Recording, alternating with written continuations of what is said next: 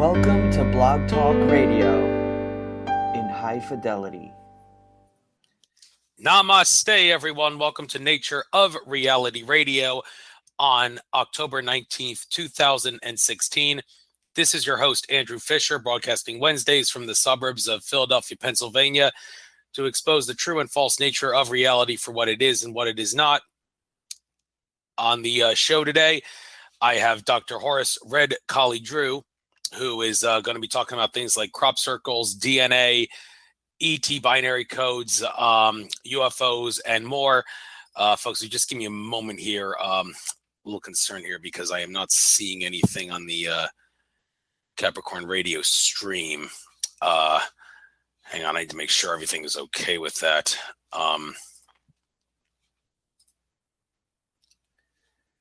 All right, folks, I'm still on Blog Talk, of course. This is my last show on Blog Talk, by the way, but because I'm going to be going to Capricorn Radio, but I just had to stop for a moment because I noticed that for some reason the stream was not working.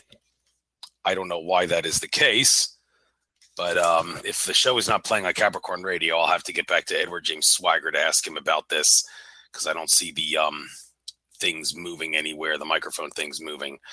So hopefully this is nothing to be concerned about. Hopefully maybe it's just a little glitch. Either way, Dr. Horace Drew, like I said, is going to be on the show today to talk about crop circles, UFOs, DC binary codes, DNA decryption, and more. The show normally broadcasts Wednesdays from the suburbs of Philadelphia, Pennsylvania, from 6 to 8 p.m. Eastern Standard Time. And starting off, we will be doing the news courtesy of Alex Jones and company at InfoWars. Just give me a second here to get the most recent news stories up.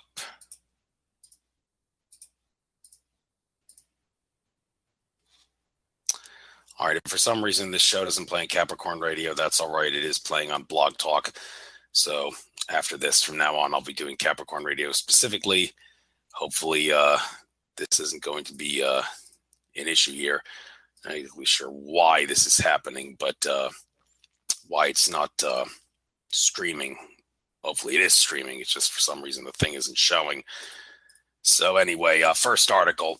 Illegal immigrants surge on southern border ahead of 2016 election.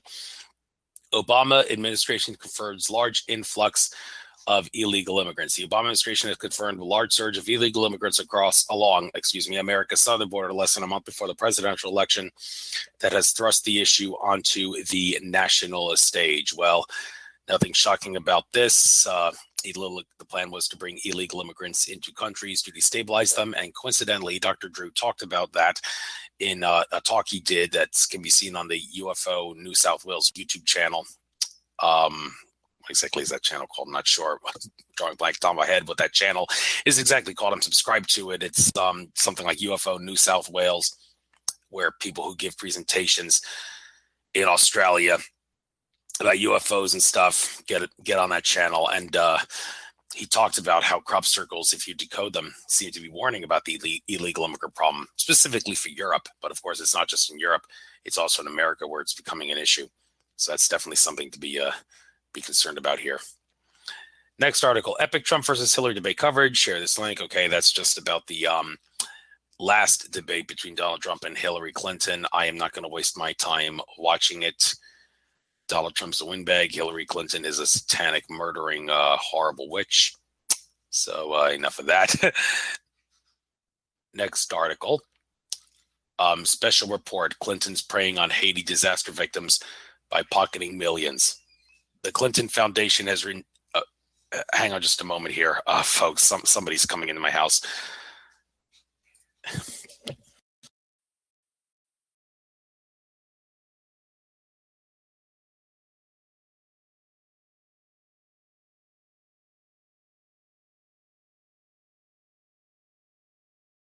Okay, folks, I just got a word that Horace Drew is calling, saying that he's having trouble calling the number. Let me go on Facebook here to see if I can find out what's going on here. Maybe he left a message.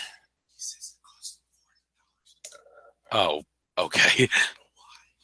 Hang on a minute. Let me contact Dr. Drew and see if I can find out what the problem is here. Tell him that. Yep. Okay. So I just got a word from someone saying he's having trouble.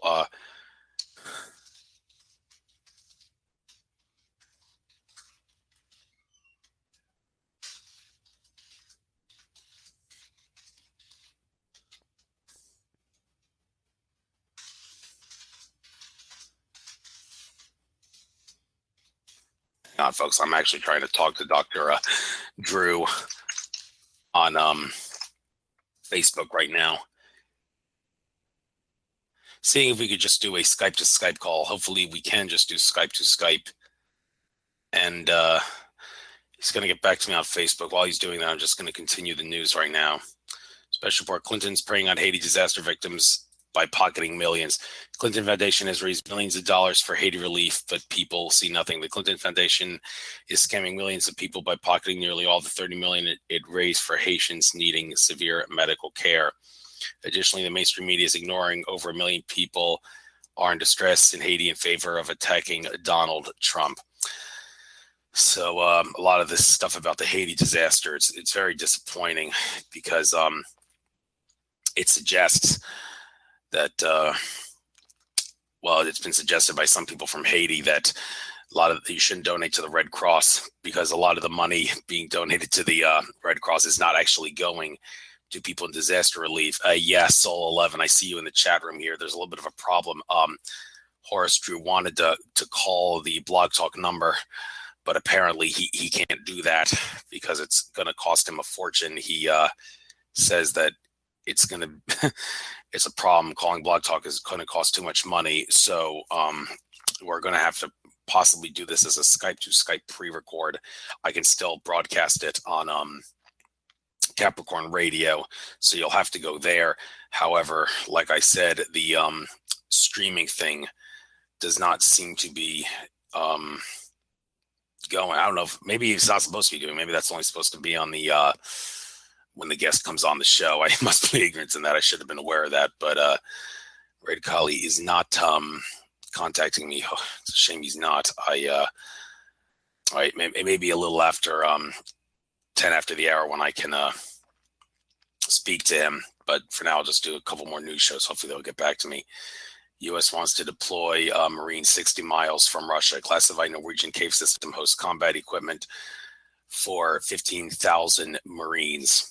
The United States wants to deploy Marines at a base in Norway, only 60 miles from Russia. Well, let me make it very clear, folks. You don't have to worry about any sort of World War III thing going on here because, well, like people have said, like people like Brad Johnson, who contacted Adronis, there is no way a World War III can start. The resources are not available, and there's too much love, so to speak, on planet Earth for something like that to happen. So the U.S. and the powers that be can do whatever they want to try to start a war with Russia.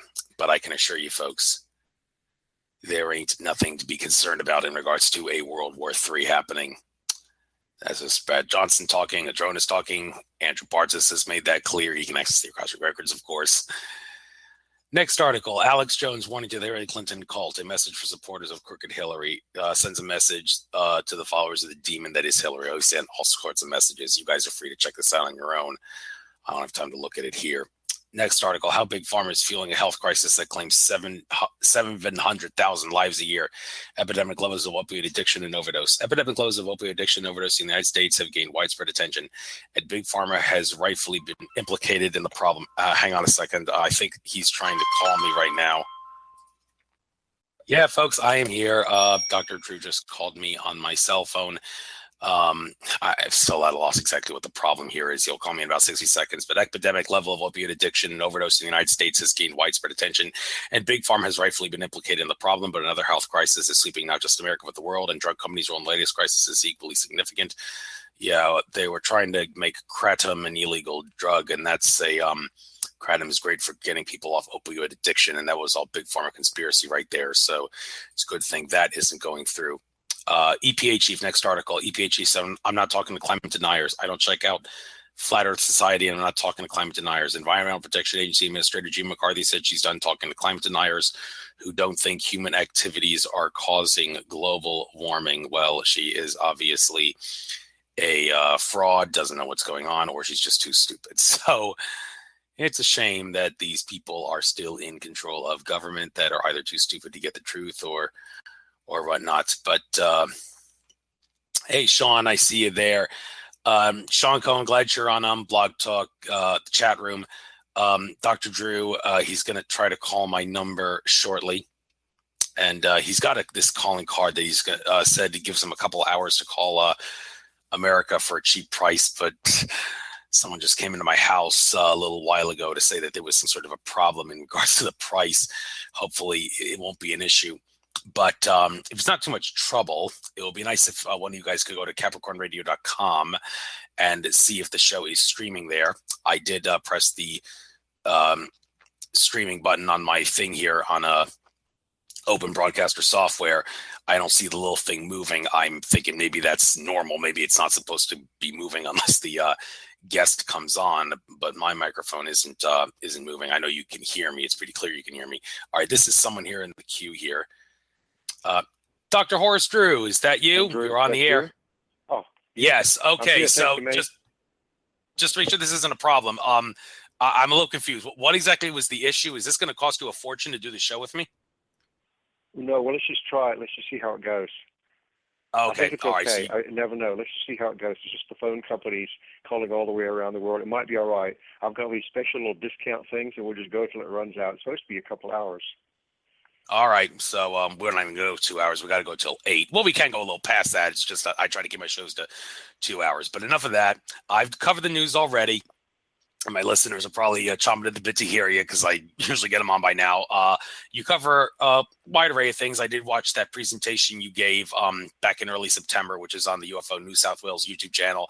I was very impressed with the way you did that. A lot of mind-boggling things in there in regards to how the crop circles are decoded. But before we get into the whole decoding thing, I want to first talk about the science behind crop circles. I have talked about them on my show many times. I did have Suzanne Taylor as a guest on my show. She's also one of the world's foremost authorities on crop circle research, arguably.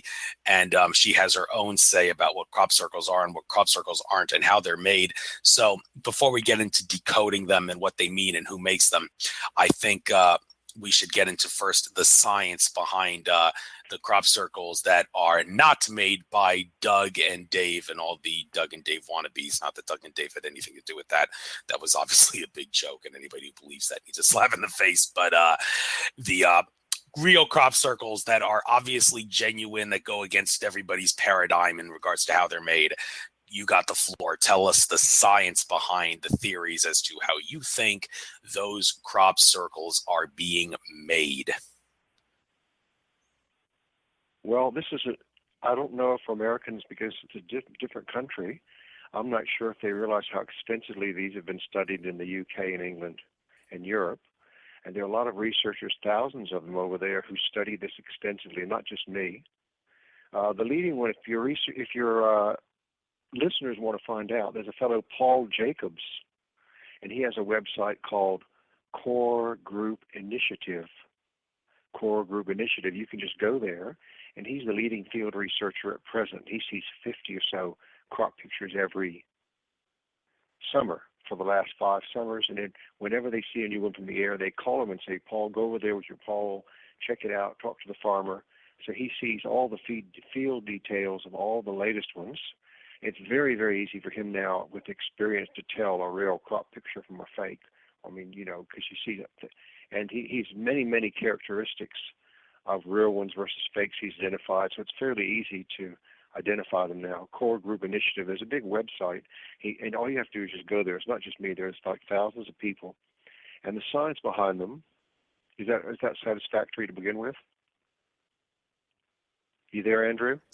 Yeah, I'm always going to be on mute whenever you're talking so people can't hear me breathing. Yes, that is satisfactory to begin with. And all right. It's just what the science behind them, it's some advanced science we don't know about on Earth yet is causing it. I mean, there's some technology we don't have. And most likely it's like wormhole technology like you see on Star Trek or all these other shows. To some other race in a parallel universe or parallel time or whatever, they have what's called a space-time wormholes where they can bend space and time, and they send little probes through or something, And that's where the messages come from. The people making the messages are not right here with us. They're coming through a wormhole, through a space-time wormhole, and that's why we don't usually see them. Occasionally you do see them, but most of the time. So it's a communication by a space-time wormhole. And I don't know if you understand the physics of that. So they don't have to fly a rocket ship and land or anything. I mean, they may do that in the future, but right now, this has been going on since 1990. It's a very extensive program. If you imagine 25 years and thousands of crop pictures, there's a very, very serious program in 25 countries across the world.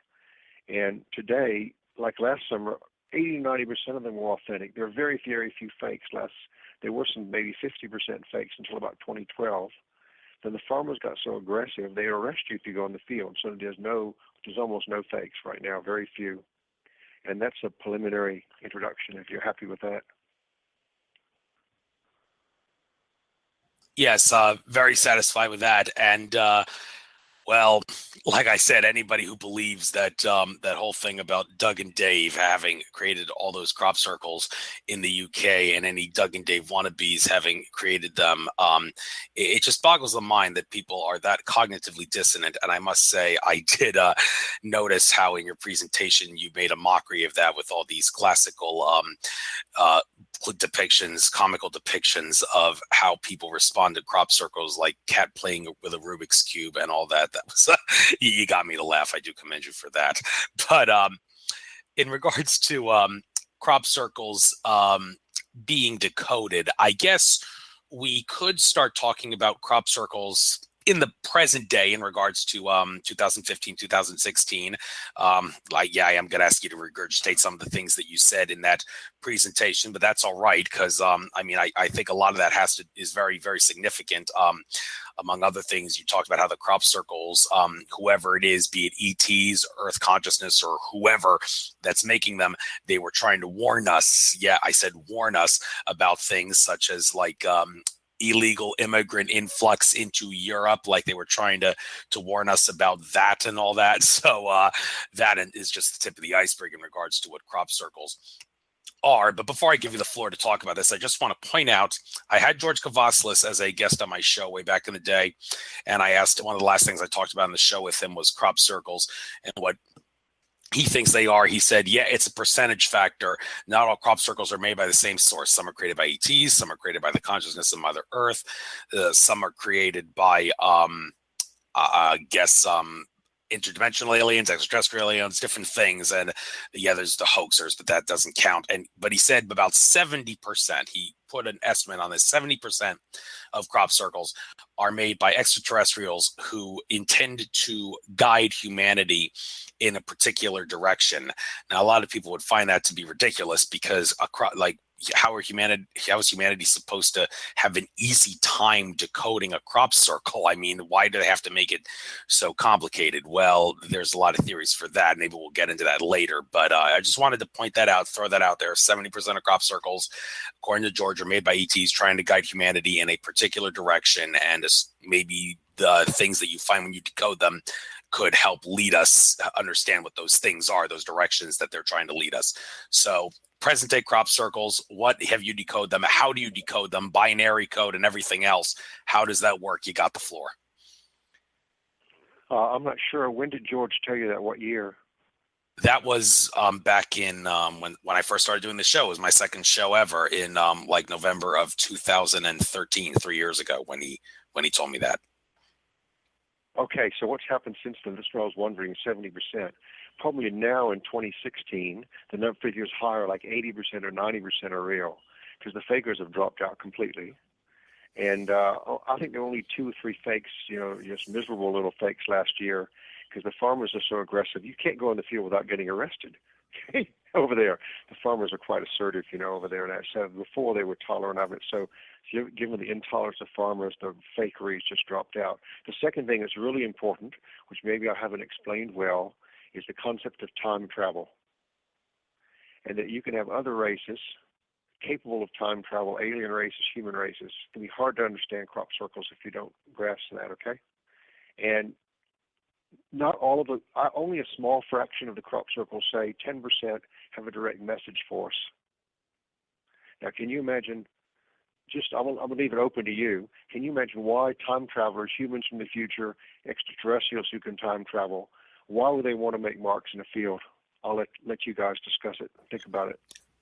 Well, it kind of, for one, when you say about humanity coming from the future back to our time, that when I hear that, I think of what Alex Collier, who I'm going to be seeing in a few days, by the way, at Tulloch's conference in Tucson, Arizona. He said that he's been told by his ET contacts that some of our people who wanted to save humanity were actually humans who came from the future back to us because they came from some negative timeline in the future and they didn't like what they saw in that timeline, so they came back here to change the timeline to a positive timeline and try to fix everything. And I suppose the crop circles could be a way that they're doing that, but it kind of makes sense, though, that they may want to do it from behind the scenes. I mean, you wouldn't want humans that are coming from the future to show themselves in front of everybody and say, hi, we're from the future, and to prove it, here's our technology. We'll flash in and out of existence to show you that we're from the future. So, no, they're not going to do that. It's better to maybe make it more subtle through a crop circle that people like you can decode. That's my hypothesis, sort of. Yeah, have you seen the TV series? Have you seen Fringe on TV? The science fiction I series? don't actually watch. The only things on TV I watch are football and Ancient Aliens. Well, this is actually very, very good. I wouldn't mention it. Science fiction series, John Noble Anator, Fringe, and it discusses all of those subjects in fictional form quite authentically. You wonder who made it, you know. So some of the messages I have are definitely, there's no doubt, they were like the Rendlesham Forest case in England. Do you know about that UFO case? Yeah, I'm very familiar with that. I talked about that with Linda Moulton Howe when I had her on my show. Oh, it was Linda. Yeah, okay. So Linda, I was one of the people to translate that binary code, one of the several people. So Jim Peniston got a telepathic binary code from the craft on the ground, and it was clearly from people who lived about 8100 AD, and they're coming back and exploring the past. At that point, that was when they invented time travel technology. They're coming back through time, and they're checking in all the places, looking around in places, including England in about 1983. And then last summer, we got another one. Linda sent me another one, which was from CJ, a military man. This is all relevant to crop circles. And now a lot of UFOs flew over Atlanta on June 29, 2015. And again, they found some guy, a military man, and they gave him a long message in binary code. And the interesting thing, this one couldn't have been faked because the binary code is way beyond what our computer people did. And the reason Linda gave me the message because no one else could solve it. So it took me about 2 weeks, and that's how I solved it. It's a more advanced kind of computing than what we do. Thank you very much. And I'd like to get into some of the specific messages that they have been sending us, specifically now in the present day, because I think that's important, and then maybe some of the ones that in the past that you've seen like before that aren't really so pertinent today. But like I heard you mention one about illegal immigrants being brought into Europe. You were able to decode that. What are some other messages that you have seen in the crop circles besides that? Well, there's been a long history since about 1994 of future predictions in crop circles. So there's a big time travel element for about 20 years now. The first one, I think, was when the comet hit Jupiter in 1994, and they drew the impact scar as a crop circle before NASA released the photos of what the impact scar looked like. I think it was a G scar for Comet Shoemaker-Levy. So some people from America already comment. I think it's called the Scorpius Connection. If you go on the web and you look at the Scorpius Connection, I can't remember the authors, and the Comet 1994 crop circle, you see a big articles on that.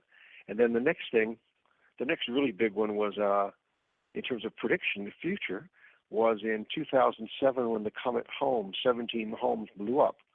And it turns out 2 years before, this is almost impossible probably to believe, but it's true, they drew a whole series of crop pictures describing this event 2 whole years before.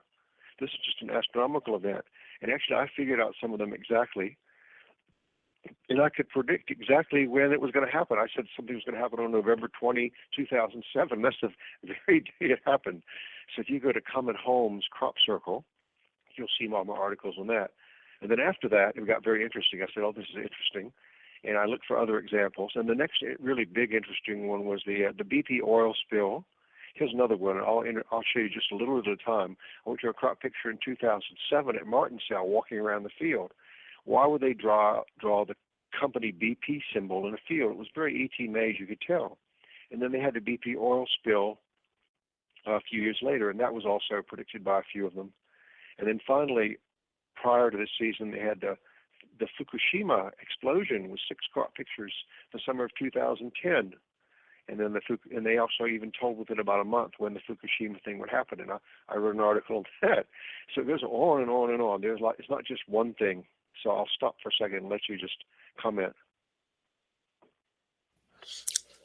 Thank you. And one person in particular that I often think of when I think of people decoding crop circles is Mr. Cat Eye. I don't know if you've ever seen any of his YouTube videos, but Mr. Cat Eye, some people think this guy is out of his mind with the things he notices. He's taking confirmation bias, they say, to a whole new level, just screwing around with numbers and letters, looking for a code in almost everything that he sees in the most strange ways. But he occasionally decodes crop circles.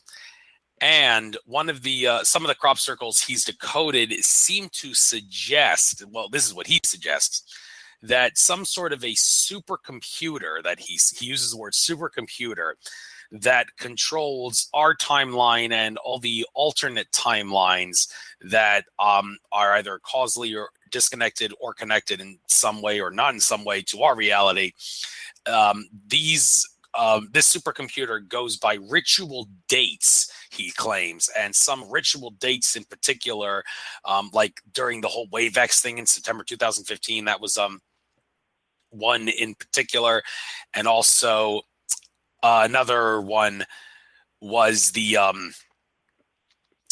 some recent one in September of this past year, 9/28, 9/29, 2 dates, and also April this past year. He was decoding lots of things from like Google Doodles and crop circles, and the way he decoded the crop circles, a lot of people would say that this guy's just trying to screw around with this in a way that suits his agenda. But I don't know. In some ways, it does look kind of convincing the way he does it. But my point here in bringing this to your attention is the theory that he claims that there is a supercomputer controlling timelines, and somehow this, our reality, the timelines and all, and somehow the crop circles are showing codes that are ritual dates that the supercomputer recognizes as some sort of a ritual date. Now, he's a very conspiracy oriented. Some would say he does talk about Illuminati stuff a lot more than you probably should talk about, but to suggest that maybe they're the ones who are celebrating those dates and not necessarily the good people in the world. But does any of this sound familiar, or is this all totally new to you, this whole concept of there's a crop whole circles? multiplicity of theories. Yeah. A whole multiplicity of theories concerning crop circles. So no one says this is the theory right now. All you can do is study it. It's sort of a work in progress. So what we do is we sort of try to be open-minded to everybody's things, because you don't really know if you don't understand the thing, you don't really know which is the correct theory, do you? You can't. So, however, I'd like to point out that some crop circles, about half of them are very well known, and there's no ambiguity on what they mean, okay? I'd say about 50%. And there's one article all your viewers can go to and see the best well-interpreted, most reliably interpreted crop circles in all of history. If you go to best crop circle puzzles in all of history, I put like 20 or 30 of them there, and there's no doubt what any of those mean. They all have exactly. So we do know best crop circle puzzles in all of history. Red Collie. There's no doubt in some cases we have a secure base for exactly what they mean. There's a way that are more easily interpretable. And in general, though, now when you go into before I talk about specific things like binary codes, in general, the way crop circles are made is very interesting, and I'll come back to it. I'll just stop for a second and let you talk. Well, thank you. I right now, while you were saying that, I decided to upload the page that you send me on Facebook here, talking about this crop circle in Brazil, showing like an outer symbol for the number 43. And there's a lot of theories as to what this, I suppose 43 could mean. I'm sorry I didn't get a chance to look at this article when you send it to me. Didn't get a chance to read it, but of course I wanted to bring it up in conversation at some point during this show. But I guess since there's a lot of different sorts of crop circles we can talk about, this one in particular, what it is about like the number 43, more people would say the number 42 is more of a lucky number, people would think, than the number 43, but not necessarily. So maybe what's this all about? Well, let's just go skip. I'll come back to the others. Let's just go skip to the most recent crop picture, which is topical to what's happening today, even like on TV, the whole world is watching. Quite unexpectedly in Brazil, on the hours after the first presidential debate in the USA, this is a very interesting story. Hours after the first debate, a crop picture appeared in Prudendópolis, Parana, Brazil. The farmer called A.J. Guevara, a UFO investigator. He came the next day. People from the town showed up. I talked to them all.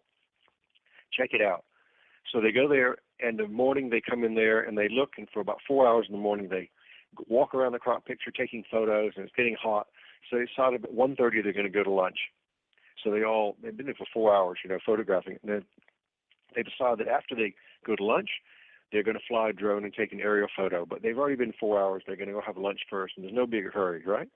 So they go away for lunch for about 2 hours to the town of Prudendópolis, which is about a 30-minute drive away. 30 minutes there, you eat lunch for an hour, you come back.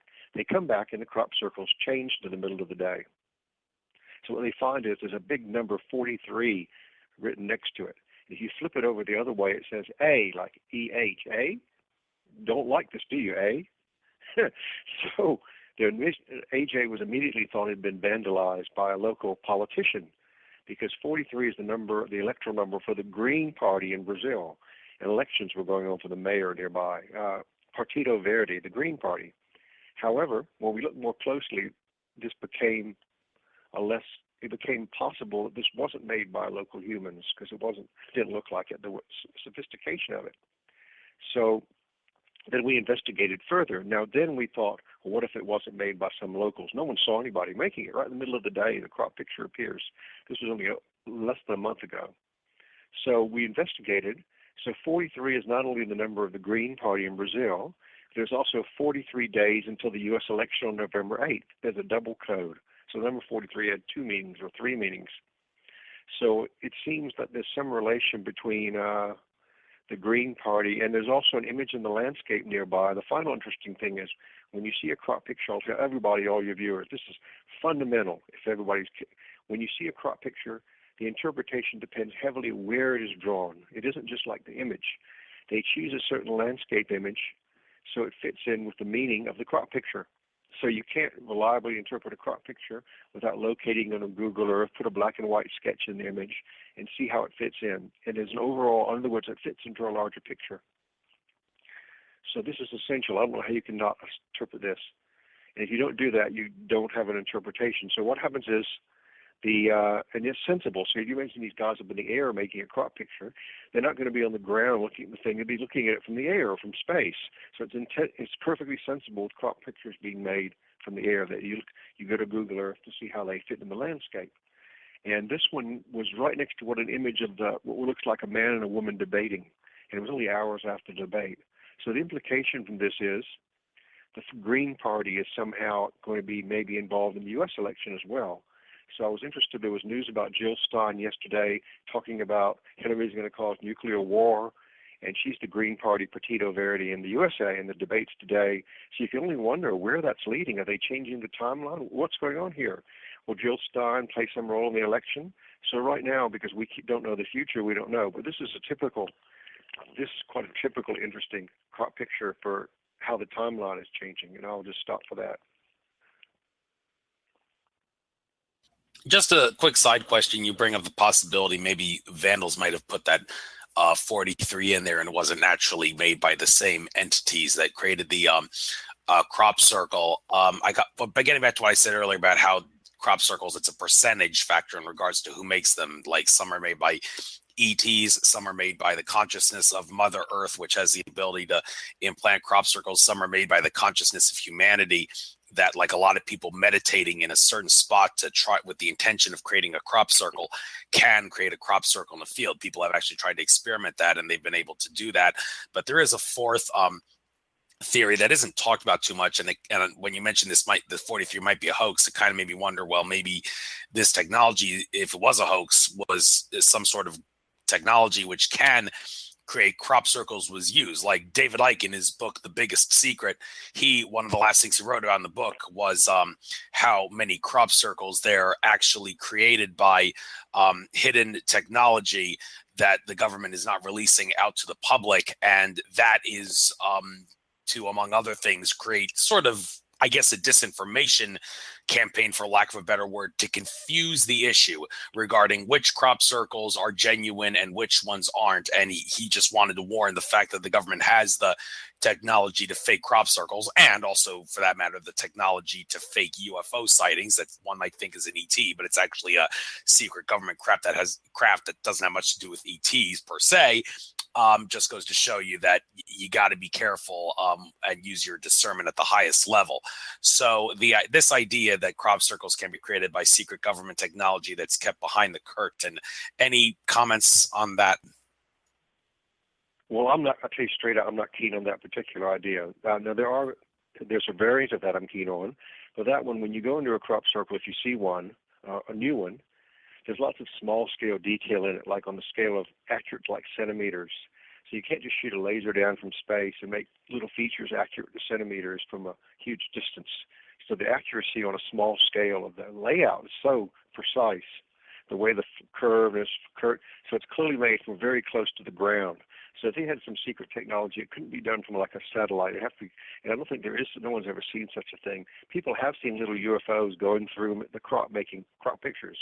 No one knows where they come from, but I don't think we have that technology. I have photos of like Foo Fighters going through the crops. Lots of Foo Fighter photos and the things. However, there's definitely, you don't really need government technology. Every country, I don't want to shock your viewers, but this is not I guess it is a conspiracy. Every country has a crop circle cover-up group funded by the intel services. Now in England, there's a group called Team Satan, which obviously Satan is the father of lies. That's why they choose the name. It's called the Circle Makers, Team Satan. I don't want to mention their names for libel reasons, but I know them. They're very, very clever. And the guy who's done Team Satan, he's sort of like Darth Vader. Like, I'm on the good side, he's gone to the bad side. He's super clever, and you're not going to be able to outsmart the fellow. And he's managed to convince all the British people that crop circles is all psychological manipulation, okay? So 100% I know him. We've sized each other up from a distance like two generals. And he has the whole power of the British media behind him, and I can't beat that. He's maybe just 150 IQ. So they've chosen a guy like that, and he's super smart. I'm compliment if he hears this, okay? Then there's a group in Italy which are a bit dumber, and which I made fun of, and which is paid by the intel services, they're called skeptics organizations or Committee for the Investigation of the Paranormal, and they're all fronts. There's a group in the USA, so the government is actually involved with debunking it, but I don't think they use these. I think mainly the debunking is done by normal rope and boards. They don't actually have satellites. So I'll stop at that for a second. Thank you. Just thought I'd get that out as some food for thought. I would like to talk about another issue with crop circles that I'm quite familiar with this subject. Crop circles connection to 2012 and Quetzalcoatl. Now, I did read Daniel Pinchbeck's book, 2012, The Return of Quetzalcoatl, and he did talk about crop circles in great detail in that book. Some debate as to whether Quetzalcoatl was real, and if he was real, was he an ET? And if he wasn't real, was he perhaps some fictional religious entity that was created by like the Illuminati bloodlines who wanted to create fake religions to brainwash people and all that? Now, I'm more inclined to go with the theory that Quetzalcoatl was actually a real entity. I don't know if I should use the word extraterrestrial like Eric von Daniken would like to use, but yes, I would go out and say, yeah, there was a Quetzalcoatl, and they're also like Kukulkan. He was also known as Kukulkan in some other cultures, and I think Viracocha may be the same entity as Quetzalcoatl. And Kukulkan, and this whole connection between him and 2012. And there were some crop circles, as a matter of fact, that seemed to depict 2012. Greg Braden talked about some of this in his Return to Zero Point presentation from like the mid 90s, and Dan Pinchbeck, he offered his own theories on that, although some people were very skeptical of Dan Pinchbeck's book. John Major Jenkins, among others, said the book was something that a ayahuasca psychedelic nut would write. But make of that whatever you will. The point here about the connections. What are the connections, if there are any, between crop circles, Quetzalcoatl, and the whole 2012 phenomenon? Well, it's a very, very interesting subject, and I'm glad you brought it up. Normally it's beyond belief, so I won't tell people about it, but it's a very, very interesting subject. And quickly I'll say, I was also interested in seeing what Daniel had to say in person. So he was here in Sydney about 6 months ago for some talk, consciousness raising. So he sent me a message, come on down and see the talk. So I went with my wife downtown, and there was the talk, and he had all these admirers around him. And I said, well, afterwards, I'm going to see him, 100 people, see him, and I'm going to go with my wife, and I want to find out about the Quetzalcoatl. Is what I want. Once you do that, you go say, hey, Daniel, tell me the true story. I want to hear the private story. Is this true? Is it not true? And literally, for people like you and me, literally he was so surrounded by admiring women. I couldn't talk to him for 2 hours. He was just completely surrounded. It was like Bill Clinton was there or something. So I never got to talk to Daniel. He might find that amusing. But however, there might be something to it. Now, the most interesting thing relevant to, so I never found out about Daniel, but I wouldn't assume automatically it's a fraud or anything like that. Maybe it's psychedelic. The most interesting thing factually relevant to what you said, the most recent, in September 27, 3 weeks ago, a swastika appeared in crops at Cook's Plantation not far from Avery Ring. And the English went crazy. Nazis and Germans making crop pictures. It was just a joke. The crop artist made a joke. And it was actually a Tibetan swastika, the Buddhist swastika. It had different form. So it had the little curves and the dots. So it was also, and it was a third eye. If you looked in the landscape, there was a picture of the image, the crop artist, with winking at you. And there was this third eye, like where the Hindus would put a little dot in their forehead. So this is on Crop Circle Connector. If you go, I want to give you a reference. If you go to Cook's Plantation, Crop Circle 2016, September, you'll see it, the swastika. And it's on Crop Circle Connector, September 27th. It's very, very interesting. And interestingly, when that happened I'll just continue a little bit. I saw there was a lot of fine detail in it. So I went, this is very relevant to what you just said, is why I'm continuing for a second. So Matthew Williams took who was a faker but now works for Crop Circle Connector. He took the drone photos of it, because what happens is it appears you can't walk in the field, they'll arrest you. So you fly a drone over it and get these photos. So they can't arrest you because the airspace is free. Unless your drone drops in the field, you're in trouble then. But he flies the drone over and gets the high-resolution images right just on top of it. I said, Matthew, send me the pictures. There's something strange about this crop circle. Send me all the photos. They're all 5 megabytes. I want to see what this looks like in close detail. And this is exactly relevant to what you said. So I looked at it, and in the detail, in the arms of the forearms of the swastika, if you go to this on the Crop Circle Connector, there's an image of a Mayan man with a feathered headdress, a beard and a mustache, and a smile. Anyway, there's no doubt that's an image of Quetzalcoatl, a self-image or a portrait of the artist. So when you see, that was the most recent one. So there's no doubt in my mind that was an image of Quetzalcoatl, the Mayan Quetzalcoatl. So there has to be some connection here. I don't know. So there's 100. Although we don't know exactly whether he's a space traveler, time traveler, or another dimension, it has to be some connection between Quetzalcoatl and he's a joker too. He's a joker. He's like a non-politically incorrect joker, putting a swastika in his field. It really got everybody's attention. So there has to be a connection there. Okay, thank you. I'll stop for a second. Okay, and crop circles that are created by lots of people meditating with the intention of creating a crop circle. It's a metaphysical fact that thoughts manifest into reality, and also energy flows where attention goes. The more attention, the more energy. Naturally, the more people trying to meditate with the intention of creating a specific shaped crop circle. in a specific place, the greater likelihood that crop circle will form there. So are you familiar with people trying that experiment? And if so, what can you tell us about how that phenomenon works and what you know about it? Well, there are a few of them, Andrew. It's a very rare thing, but it has happened. There's no doubt that's actually true as a scientist. There was a case of some Japanese group meditating for a crop picture, and an origami crop picture appeared. There are a number of incidental groups where there are quite a few incidental anecdotal things. However, it's not limited to actually being in the field. You say Mother Earth consciousness being in the field. I doubt that theory. I think more likely the crop artists are telepathic, and they can just observe us telepathically. I don't really think it's the Earth consciousness doing it or the people's consciousness. In my view, they're just observing our thoughts. They can read our thoughts, and they respond to that. It's a form of communication. They're telepathic, maybe they're alien or whatever. There was another case in a Wiltshire hotel, which is more interesting, because I know these two. I'll tell you one personally. The Bert Jansen and Jen Osabard and Heather and six crop circle researchers were sitting, I think, in a Marlborough restaurant.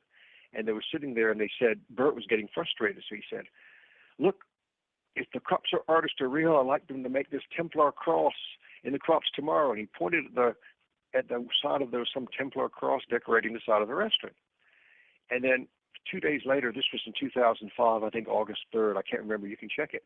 6 Templar crosses appeared in a row in the field, very elegantly done. There were 6 people there. So I would call that, it's impossible that wasn't there, it had to be observed. And the other, so another case, which my personal case, is I was in England for our DNA meeting in 2002 in Cambridge, which is some distance away. And they drew one of my slides from the meeting. From Cambridge, I was in Trumpington Street. One of my DNA slides, they drew that in crops and crooked solely about, halfway to Avebury. So in my view, it's not the Earth consciousness. It's just that they're observing us both. They can see all our societies. They're telepathic. They can read our thoughts. And sometimes they respond to those things in that way. That's my conception of how it happens. Okay, thank you. Thanks. And let's go into more detail about who the ETs are, and is it the good guys or the bad guys that make them? Now, I heard you mention extraterrestrial grays from Zeta Reticuli and Orion in your presentation that I watched yesterday. Most people would associate grays coming from Zeta Reticuli and Orion as being malevolent in nature. A lot of that has to do with people like Alex Collier, among others, talking about how, like he was saying in the mid-90s, and he still says today, there was a hierarchy of control over the bad extraterrestrials. Like at the bottom, it was a 3-tier layer. At the bottom was the Zeta Reticuli grays. Above that was grays from Orion. And at the top above the Orion grays was reptilian aliens from Alpha Draconis. And of course, people familiar with Benny and Barney Hill, who you did talk about in your presentation as well, that did bring them up. They would say that the grays that came from Zeta Reticuli that Benny and Barney Hill meant, there was nothing malevolent natured about them.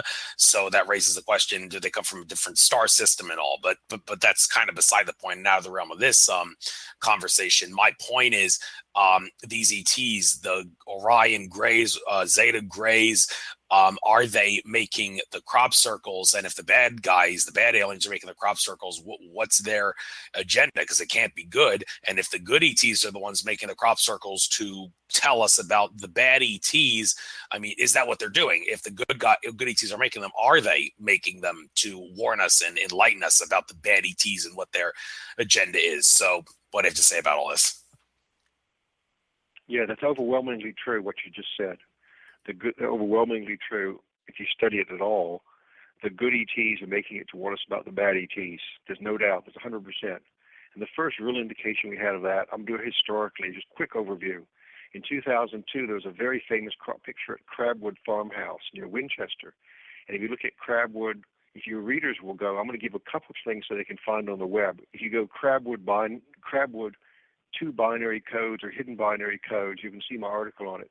There's 100% this couldn't have been made by people. And it was and it showed a picture of a grayling from Orion with 3 stars on his shoulder, a gray engine, and there was a CD disc next to it. And it pointed at the BBC transmitter for Winchester. In other words, the BBC was transmitting. And the message was, beware the bearers of false gifts and their broken promises. And it's referring to the gray alien from Orion, who's just right there in the picture. Much pain, but still time. And that's interesting because that was 2002. We're sort of getting into, you wonder, how much time left now. I won't get into it. I think we're getting very close. Much pain, beware the bearers of false gifts and their broken promises. Much pain, but still time. Believe there is good out there. So that tells you right away they're the good ones and they come from out there, okay? And then it points, quite interestingly, it points at the BBC transmitter. It says, we oppose deception. So they absolutely know the BBC is spewing out propaganda about crop circles, okay? Just so they know, there's no doubt.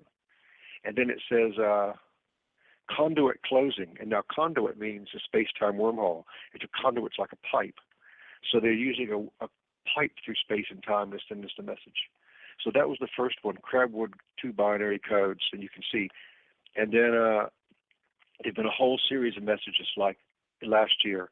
One was the CJ military code, which warned us specifically, beware of the Zeta Reticuli 39.17 and Orion 1350.2. And that's how many light years it is from Earth to those star systems.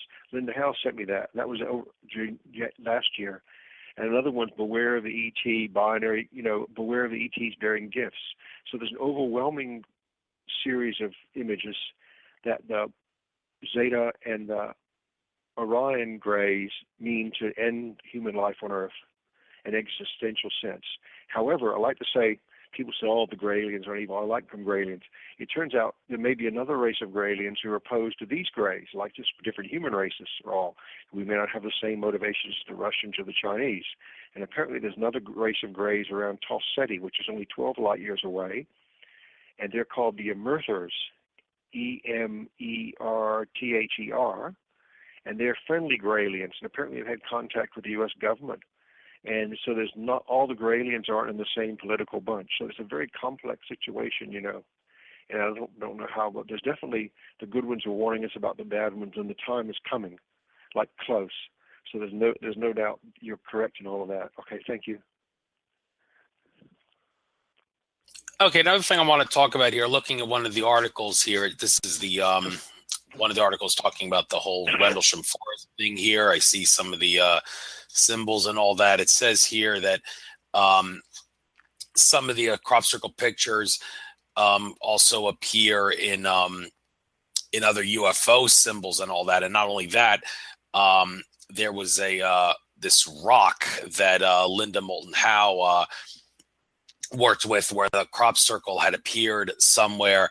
And it was very interesting about this, because when I had Suzanne Taylor on my show, she said that her research would suggest that that crop circle that Linda Moulton Howe was connecting with the rock and all that was actually a fake. And she said she told Linda Moulton Howe about that. Their research suggests it's actually fake. And Suzanne Taylor did, and she said Linda Moulton Howe was not really interested in listening to me about this. And I did actually, when I had Linda on my show, I said, Linda, I hate to do this to you, but I got to bring this to your attention just for the sake of keeping my show impartial and also for making for a good conversation. And I told her about what Suzanne Taylor said, and I said, okay, if you want to try to debunk Suzanne Taylor, what do you have to say? And well, I'm just going to let the listeners listen to my interview with Linda and see what she had to say about that. But you seem pretty shocked to hear of this.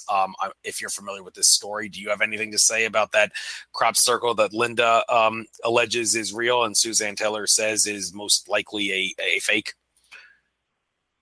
Yeah, I know all about this. I just wondered. First of all, let me say I'm not a fan of Linda. Sometimes we get along and sometimes we don't. Like right now is one of my don't get along times for personal reasons, but she doesn't fake that many. She might have one or two missed stories, but about 90% of her stories are reliable, Linda's things, okay? And that crop picture you're talking about is very, very famous, Chiselden. What happened was in 1996, the other woman doesn't know what she's talking about. I don't know what, just ignore her, okay? I just know the subject. That's one of my most blunt things I've said today. That crop picture in 1996, on July 4th, a very famous crop picture appeared near Stonehenge in daylight, and no one could interpret it. It turns out it has to do with cycles of the moon. And near Stonehenge, of course, that's a very astronomical observatory. and we couldn't understand what the symbols meant. So about 2 weeks later, near Chiselden, the second crop picture which you're referring to was a Rosetta Stone. Half of it showed how we describe our lunar symbols. The other half of it showed how their alien culture described lunar symbols. Now, right now you're thinking, oh, it's the same moon. It might be a parallel Earth, a different timeline. So it's something related to Earth. It's not alien, but maybe a different, parallel universe. Who knows what they are? But it's alien symbols for lunar astronomy. It's like a Rosetta Stone where they have the Greek language and the Persian language. So it was helping us to understand the Stonehenge crop picture at July 4th, which is a very famous one, and one of the most famous, made in daylight, 30, 40 cars, planes flying over. So it was helping us to translate it. So that was very interesting. I'd already written the articles on that, so it was 100% authentic. I don't think anyone thinks that was a fake crop picture. And the time goes by, and then somewhere in the mountains near New Mexico, accidentally near Roswell, I don't think it's causative, someone found this magnetic lodestone nicely carved that had an image of that crop picture in it. So the question is, how did that stone get there? Now, the stone could be a fake, okay? That's proven. So there are two things I don't really know. So Julian, my friend, flew over to there to investigate it. He actually flew in the plane. I don't think they could resolve it. But the one is it's some fake from a show, and they just made something that looks like a crop picture, and somebody dropped it out in the mountains when he's deer hunting. It's a really quite a big magnetic rock. It's not just an ordinary rock. It's a magnetic lodestone. The second is it'd been there for 1,000 years. The second thing is, what if the crop circles have some relation to ancient Mayan or Anasazi culture? And what if that was made somehow in 900 AD in the Mayan culture? It found its way by Anasazi, can't pronounce it, trading to New Mexico. So there's some ancient link to it. So the crop circle is 100% real, and the stone is still disputed. But I wouldn't say either of them are, to conclude, I would say that either of them are definitely a fake. Yeah, did you by any chance watch that that show where Giorgio Tsoukalos spoke with the guy who had that rock that was collected with the crop circle image? And it was when they tried to take a sample of the rock, drill like a little hole in the rock to take the sample of it, the guy who collected the rock, he almost started breaking out into tears. It was like the rock was a part of him. And Giorgio said, dude, I know how you feel. I kind of feel the same way when artifacts get destroyed and all that. Did you see that show by any chance? I didn't see it, but it looked like, to me, to me, I didn't think either was a fake. I thought it was just something we can't understand. There's a difference between something we can't understand and a fake, So I have this in my category of something that we don't understand. Okay. Okay. Fair enough. And, all right. Usually I don't take calls until an hour and 15 minutes in the show, but there's a caller in the queue. I might as well just get them on now since they're the only caller. It's taking a while for okay. Area code 860. You're on the air. What's your name? Where you're from? What's your question? My name is Susan. I'm from Connecticut, but I don't really have a question. Let's see. Crop circles. Just listening. I'm just listening, but very curious about crop circles. I'm always drawn to spiritually dance on them, and I don't know why. It's really weird. Well, since you mentioned that, I think, Dr. Drew, could you perhaps get into the spiritual aspect of crop circles dealing with sacred geometry? Because I seem to recall you saying something about the flower. Which part of America? That's Connecticut, near New York, New England. Oh. Well, there are a lot of American researchers on crop circles who deal with spirituality. I know them all, and there's no doubt they're meant to be a spiritual uplift. So Rod Bearcloud, he's in Bearcloud's a nice Indian fellow. He's the last of his tribe, he said. He's in Arizona. There's Sean Randall in Los Angeles. There's Patty Greer. I mean, there must be about 10 or 15 very interested American people in the spirituality of crop circles. Now, I'm just driving in my car. It's usually when I'm in my car, and I'm driving, but in my work mind, I'm dancing on them, and I feel very connected to the moves that I'm going through, and it's kind of really neat. So Where do these crop circles come from? What is the belief? Well, my belief is that this may be a bit much if you're driving in the car. My belief is they have to do with time travels in multiple universes. And that the crops and that they're unseen people we can't see. I guess you could call them gods, like Doctor Who. Doctor Who's a fictional example, unseen time traveler, who's going around trying to change time, adjust things, and they want to lift us up spiritually. They want to encourage green things. They're all very beautiful, and maybe from a different timeline, a different future. And maybe we don't have a good future the way we are now. Maybe they're trying to change that. And the last thing they want to do is take their UFO and land on the White House lawn. I mean, this isn't going to really do anything, will it, So they're trying to have some positive effect, is my view, Yeah, I feel like there's a definite purpose to them. Just don't know what it is. And even the aurora lights, is that what they're called? I believe that there's a natural. Yeah, but I know it's natural, but I still feel like there's a little bit more to it. Oh, there is. Anyway. You may want to research the work of Andrew Bartz, as he has a lot to say about what the northern and the southern lights are in regards to a spiritual aspect. It's a lot more than just what they teach us in school. There is meaning behind that. So just thought I'd point that out. Falls out of the realm of this show, but wanted to get that. Yeah, that's just my instinct. I just go into my instinct sometimes, and I just try to feel things, and that's just what I feel. The sacred geometry, which you brought up, is very interesting, because they use the seed of life, the egg of life, the tree of life. All these sacred geometry things are in crop circles, and they're not really part of our culture, but they're definitely part of the crop artist culture wherever they come from. So they have a different culture than we do, based on sacred geometry, and people like Bert Jansen have studied it extensively. And they had, like last year, I think 3 or 4 flower of life crop pictures.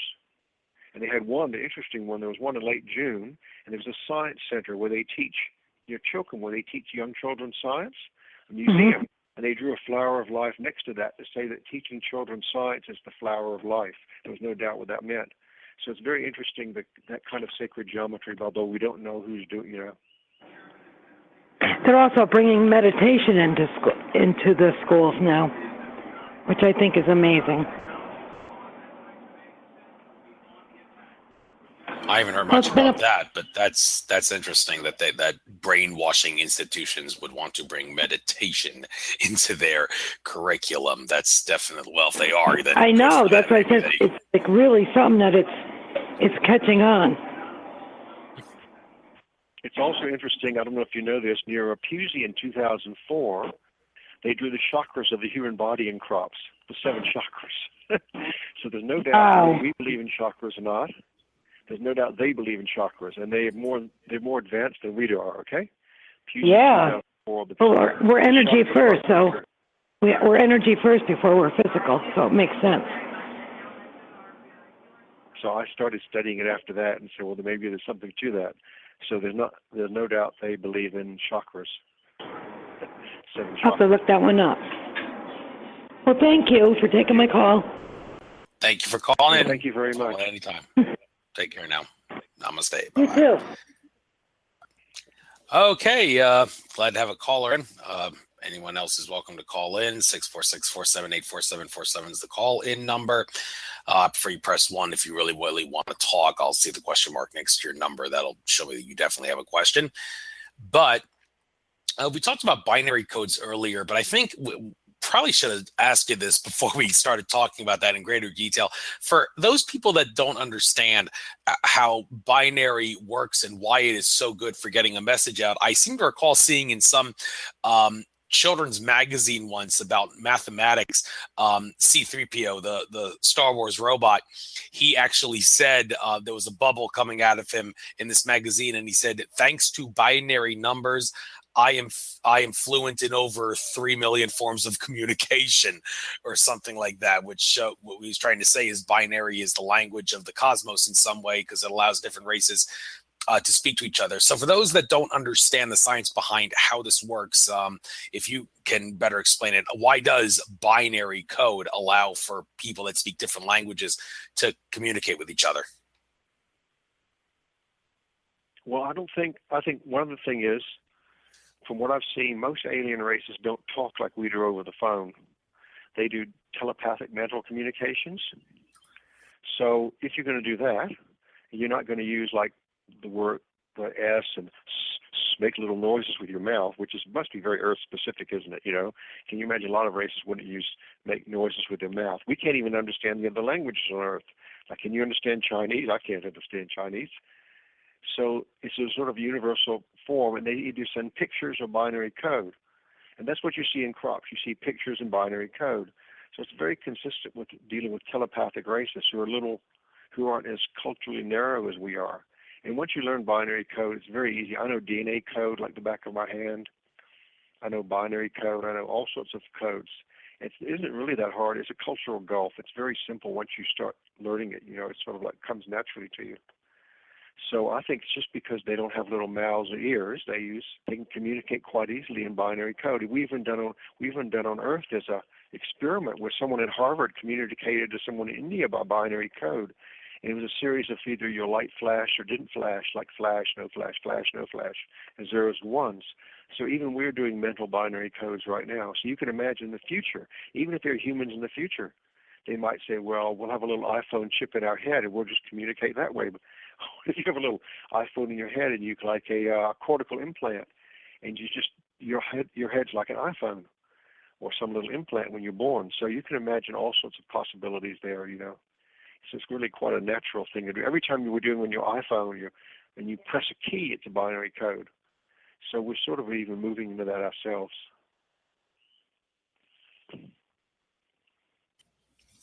Thanks. And you say you know a lot about DNA coding and DNA decryption. Well, I guess we might as well spend some time talking about this because to a biologist, DNA is just like proteins and ribosomes mixed together in a helix ladder-like structure, but it's really a lot more than just that.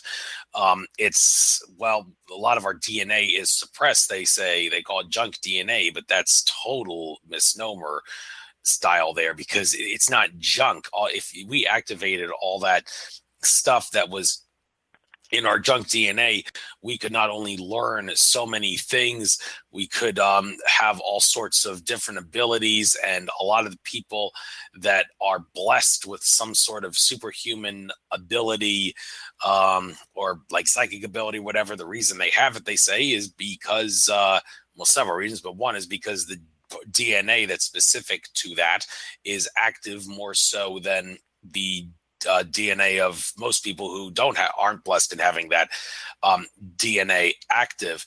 And also 528 hertz meditation, that seems to be the magic number when it comes to activating DNA. So there's a book here, Understanding DNA, third edition. You send me the link, the molecule and how it works. You're one of the authors of this book. So I guess I'll give you the floor here to talk about everything that you specifically wrote in this book, and for that matter, maybe the other authors as well, if you want to give them some credit here. So Understanding DNA, you got the floor. Well, it'd be very interesting to activate genes and make you better. The trouble is we don't have the technology for doing that. We have about 30,000 human genes. And my last project, say, with National Lab here, was to diagnose colorectal cancer. And that was what we were studying, if genes get activated or deactivated in colorectal cancer. And it turns out about 300 genes out of 30,000 get activated in colorectal cancer. The trouble is they're activated randomly or non-specifically. So unless you could very control that process, it becomes cancerous. You can't activate like 1% of genes change, activated, you'll get cancer. So we don't have the technologies to specifically activate like 1 or 2 interesting genes, it'd be a good idea. I mean, people have been trying this for 20 years. How can we activate 1 or 2 genes? What can you do? And we don't have the technology to do it yet. It has to do with something called DNA methylation and chromosomes, and lots of good people have tried, but we don't have it. I was a student at Caltech in 1970s, and Genentech was forming nearby. So we actually decided to do the first X-ray structures of DNA. So we grew the crystals of DNA, and I was the first one to do the high-resolution structure of DNA on Earth. It was sitting in front of me. I saw it for a few days. No one else had ever seen it before. It was quite interesting. You could see every little atom on your desktop. And then when I was in, I've been studying DNA sort of like for 20 or 30 years. I sort of know all about it. And there's no doubt the ET guys are more advanced than us at DNA. And I was at a DNA meeting, and they drew the chromosome curved DNA in the field. So the whole subject's very, very interesting. And it's not that hard to learn. I'm doing some PCR work with somebody this afternoon. I was going down to PCR, and the PCR technique, this is another interesting oddity. But one of the greatest techniques in molecular biology on Earth is called PCR, meaning polymerase chain reaction. Now, that was discussed by Corona, who was a Nobel Prize winner who I had lunch with one time. But it wasn't actually invented until 1983. There's a very odd fellow, Kerry Mullis, and he was working for a small biotech in San Francisco called Cetus. And he was going to his country house for the weekend somewhere in the mountains north of San Francisco. And he got there about midnight, put down the groceries, walked outside to use the toilet. It's an outhouse, and he saw what was a hologram, like a talking raccoon, like at Disney World. Now, I'm not joking, but you think, oh, I can't believe this. So he says to the talking raccoon says to him, he says, "Good evening, Dr. Mullis. How are you doing?" And he doesn't remember anything. And the next morning, he woke up 10 kilometers away, some distance away on another road. He didn't know how he got there. And that was correlated with his discovery of the polymerase chain reaction. So somehow the information got from them to him. And this is the greatest technique. That was 30 years ago. So it's very interesting. They sort of gave us the polymerase chain reaction, which was used in the O.J. Simpson case at first. So this is a very interesting subject, so I'll leave it at that for a second. Thank you. And just a quick little biology lesson.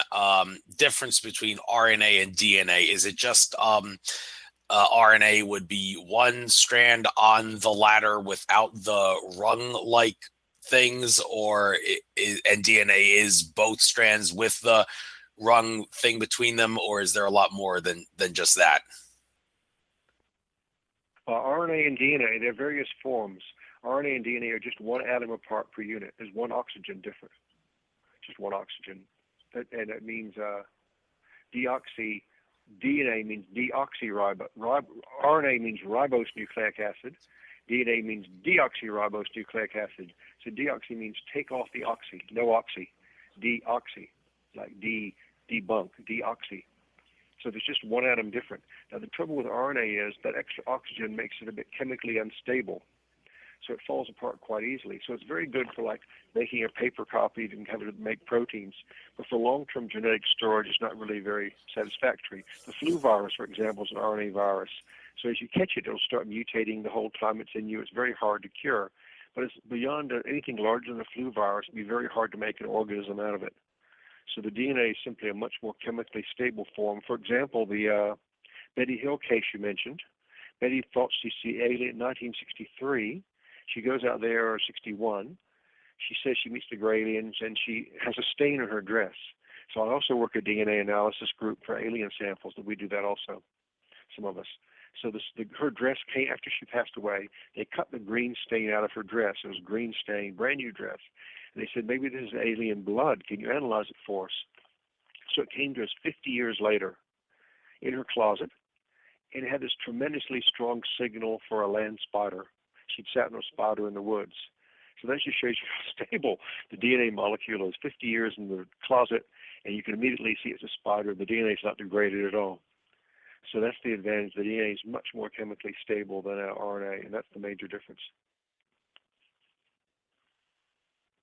And ways to enhance one's DNA ability. Now, there's different schools of thought on how one can do this.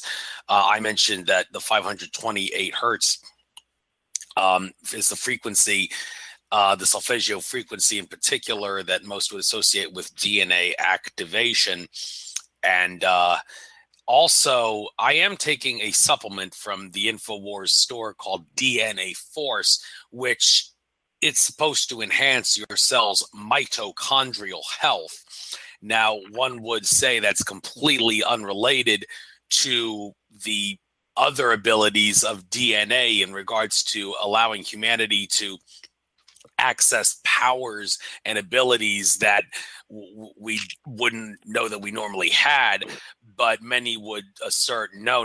I mean, naturally, if you are going to take a supplement that improves your cells' mitochondrial health, then it does kind of make sense to say that a consequence to that will be that your DNA will be able to activate more than it would if you hadn't been taking the supplement. The parts of the DNA that are not active, that is, and for that matter, the parts that are active would actually be activated even more if you were taking a supplement that enhances the mitochondrial health of DNA. Now, I've spoken with other people on my show about this, and they told me, well, it's kind of a placebo effect thing. I mean, if you believe that the supplement that you are taking, the DNA4 supplement, will enhance your DNA's superhuman abilities, then yes, it's going to do that. But I mean, okay, placebo effect's one thing. Solid science and evidence based on this is what should happen based on the science is another.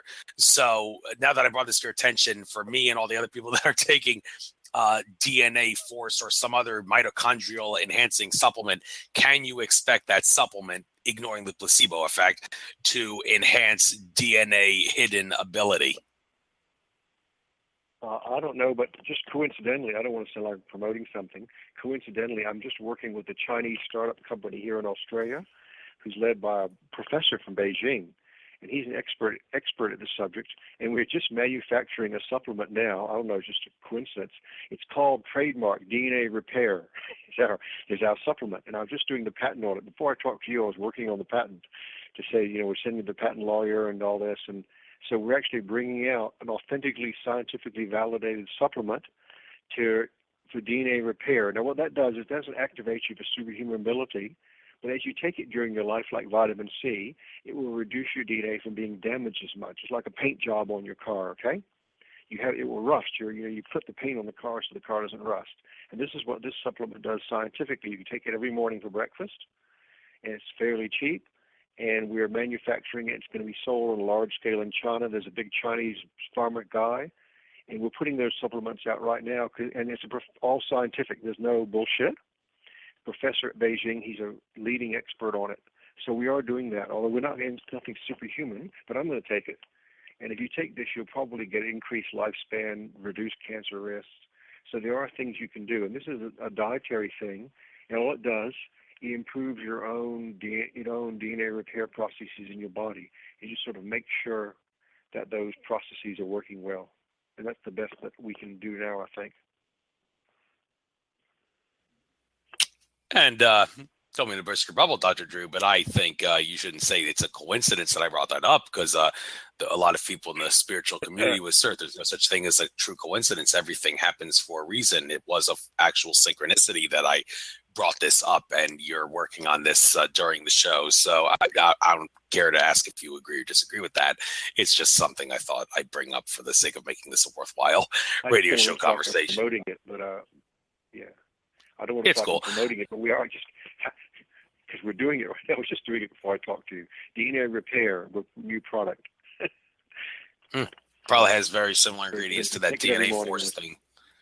DNA Force that the InfoWars store sells. But all right, let's I guess talk a little bit about UFOs in general. Didn't really get to see specifically what things about UFOs that you care to research, because there's so many different things about UFOs that you can research, like who controls them, does the government control them, what percentage of government UFOs have connections to ETs, where they come from, what are they shaped like, blah blah blah, all the rest of it. But I brought back to George Kavaslis in that same interview where he told me about the 70% of crop circles are made. This was in 2013 when he said that, late 2013, that 70% of crop circles are created by ET entities that want to guide humanity in a particular direction. around the same time in that same interview, I asked him about what are UFOs like, and he said, well, like crop circles, a certain percent are this, certain percent are that. It's the same with UFOs. A certain percent are owned by the government, a certain percent come from other star systems that are controlled by ETs, some come from other dimensions that ETs control. But he said that the majority of the UFOs that we see in the sky have some direct connection to the military industrial complex. And in my interview with John Lear, he said that every single military industrial complex UFO does have some extraterrestrial nexus connection to it. Somehow, some way, it can be considered an ET craft. Every single military industrial complex UFO. Now, you would have to think that in the time that we're in, where there's less fear and more love, and people are waking up and all that, you would think that maybe the majority of UFOs we see still are military industrial complex, but the percent of them is actually going down as a consequence to the fact that the bad guys on Earth are losing control and the good guys are gaining more control. But that's just a hypothesis there. So starting off, what do you think UFOs are, UFOs aren't, in regards to a percentage factor? And I guess I'll give you the floor to say what you research regarding UFOs, and maybe you'll give me some conversation subjects as you're talking. I don't really know about percentage-wise, but I only know when 1960. I grew up in Florida, in Jacksonville, and a lot of my friends were seeing UFOs there at that time because the space shots weren't far away. About half my friends have seen UFOs, so it wasn't that rare. People like driving his truck and it follows him down the road, the UFO. And I saw one in 1965. I think it was the end of August, sunny day. I walked outside, and I'd seen some funny lights in the sky before, which I said, oh, that was freaky, but I hadn't seen one close up. And this was about 5 in the afternoon, I think 1965 in Jacksonville. And I walked out, and my neighbor was picking the grass in his lawn with his dog, little Jack Russell. He was out there, and Godfather was just walked across the road to say hello. And the dog started barking hysterically at something. So, he hears something. So naturally, you turn to see what is the dog barking at. So I turned, and I realized that there was something making a high-pitched noise that I couldn't hear it. So the dog was barking hysterically at this UFO, which wasn't that far away, about 50, 100 meters. And I just turned around. There was this big silver disc just sitting there in the air silently. There was no markings, just smooth surfaces like silver, dull silver, and there was no windows, no markings. So I didn't see it come up. It was just hovering there like gravity field. So I was a bit shocked. It was no more than like a pitching wedge away. I would say 50 to 100 meters. I can't say exactly. And round, looks just like the Billy Meyer UFOs over the pine log, the famous one you see in all the X-Files shows, So it looked just like that. This was 1965, before all the fictional shows. So I was looking right at it. It was just in front of me like a car or helicopter. So I guess for about 5 seconds, you sort of just stare at it. And you think, is it going to hurt me, not hurt me? What is it? So then after, I guess, about 10 seconds, I sort of kept going toward it to get a better look, because I said, this isn't really that dangerous. I think it's worthwhile I'm about 10 or 11 years old, worthwhile going over and get a better look, because it's not, just get a little bit closer and have a little better look at it. And I got about halfway there, and it flew away incredibly fast, treetop level, like a cruise missile. It must have been, I don't know, it was out of sight within 3 seconds. It just got smaller and smaller. It was the last I saw of it. So it must have flown away at a couple thousand miles an hour. I don't know, but it was very, very low and curving over the trees. So I got very interested after that, and I thought, oh, who are these people, And I never knew. And now the crop circles that's the only time I've seen a UFO really close, but it was right in front of me, just like the car in front of your house. That's how far it was away. So you just walk outside of your house, and you're in your car. That's how far. The next car on the freeway, it was right in front of me. There's nothing mystical about it. And that's the only time. That was like long time. And in the crop circles, I've never seen a UFO in a crop circle. However, a lot of people have. And friends of mine who are very, very trustworthy, they take a photograph of it. They see the UFO, and they're all like the Foo Fighters from World War II. So the UFO crop circle, the UFOs seen in crop circles are Foo Fighters, just like the ones that followed American airplanes in World War II. They're little rugby balls or cricket, things about the size of a basketball, a bit bigger. and they have little metallic, you can see them, and they fly around, and they can go very fast, like accelerate to 1,000 miles an hour in a few seconds. And there are videos of this. Winston Keach has taken videos.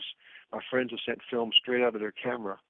So there's no doubt these small ones are associated with the crop circles, although they're not seen very often. Like, I don't think last summer anyone even saw one. But and often you can only see them using infrared detection. They're cloaked. But there must be 36 examples of these, which are quite reliable. So there's no doubt there's some UFO connection there. It's not just the consciousness of the Earth. I can show you. So that's all I really know about UFOs. Thank you. Thanks. And just so you know, there is a caller here in the queue. I'll take him in just a moment, area code 267. But just one more question I want to ask before I take the caller. We have 32 minutes left on the live feed, so there's plenty of time. But caller, get you on. Be patient. You mentioned Billy Meyer. That reminds me of something you mentioned in the presentation about how one of Billy Meyer's contacts is this entity named Quetzal, and you can't help but wonder if that has some connection to Quetzalcoatl. And it's funny you mentioned that, because I remember when I had Robert Stanley on my show recently, he actually asserted that Billy Meyer's contactee Ta is actually the Anunnaki entity Enki. And I'm thinking that that's a huge stretch, because anybody who studies the work of Zecharia Sitchin would say that the Anunnaki come from the planet Nibiru, and yet Robert Stanley is suggesting that the Anunnaki come somewhere from Orion, and that flies in the face of Billy Meyer fans who would say that Billy Meyer's contacts come from around the Pleiades area. So for him to suggest that Ta is Enki is kind of a stretch, not to mention there's a lot of ETs that look like that, like a large bearded man that's of an ET race. And but when you mentioned the Quetzal character, you mentioned there's a crop circle that you suggested kind of looks like Quetzal, and I looked at the crop circle, I looked at Quetzal, and I'm like, well, maybe it is a little bit of a stretch there as well, but hey, you're entitled to your own observational opinion. So I just wanted to bring this up. Where does this all come from? Where does this all connect, the Quetzal of Billy Meyer lore with the Quetzalcoatl of the ancient past on planet Earth, and crop circles as well? Well, I don't know much about Billy Meyer, just what you read. He's fake, not fake. I don't really know much about him, but he did have a fellow Quetzal. Interestingly, the crop circle, if you study a little bit further, there's a very extensive relation between the Quetzalcoatl and the Mayans and the crop circles. The most famous one, I was the first one to discover that relation in 2007 or 8. Then it really blew up in 2009 with something called the Quetzalcoatl headdress. Are you familiar with that crop circle? Called the Quetzalcoatl headdress. In July 5, 2009, one of the most spectacular crop pictures ever. And there's no doubt it's the Mayan, the feathered headdress of Quetzalcoatl, just like from Teotihuacan in Mexico. It's the same thing drawn on the walls there. And then, so if you look up Quetzalcoatl headdress, July 5, 2009 crop circle, there's 100% alien made or time traveler made. And interestingly, on the next morning after it appeared, a Wiltshire policeman off duty was driving along that little road near Silbury Hill, and he saw some guys out in the field with white coats on. Now, he presumed they were British Army taking samples, whatever, but it was sufficiently suspicious. He stopped his police car, put it in the Silbury Hill car park, walked across the road just to make sure this is legitimate, that there's no funny stuff going on here because it's a farmer's field. So he walks about, I don't know which hill it was, he walks up that little tram line about halfway to where the crop picture is sitting on the hill on the left there opposite Silbury Hill. And once he gets to about 50 meters, he realizes they're not human, or not Earth human. And he sees them. They're these tall, blonde guys, slightly alien-looking, human, but not really like us. And they quickly run away, and he's in shock. So I tell you, that was at that point in 2009. There was no doubt at that point we were dealing with non-human, either human, so of a different kind, and associated with Quetzalcoatl making crop pictures. So the other things you said are a bit of a stretch, but there's been quite a long history of this for about 7 years now. Thank you. And now, without further ado, I'd like to get this caller, a local caller, area code 267. That's from my area. Area code 267, you're on the air. What's your name? Where you're from? What's your question? I'm not going to leave my name. but I'm from Philly, and I've only paid attention to the crop circle aspect because of what I've seen, some video that was, I think it was YouTube or something, and I saw these small golf ball sized things flying around the crop circles, and I'm not crazy. I'm happy that I had what I would classify as a supernatural experience, and not by myself. So I'm the most skeptical person that I know, and I've had the opportunity to see many things that are, I'll say, unexplainable. And I'm happy that I confirm my own sanity because these events were shared with others. I've had physical contact, and this was witnessed by someone that I know deeply, and about maybe several others passing by at about 30 to 40 miles an hour.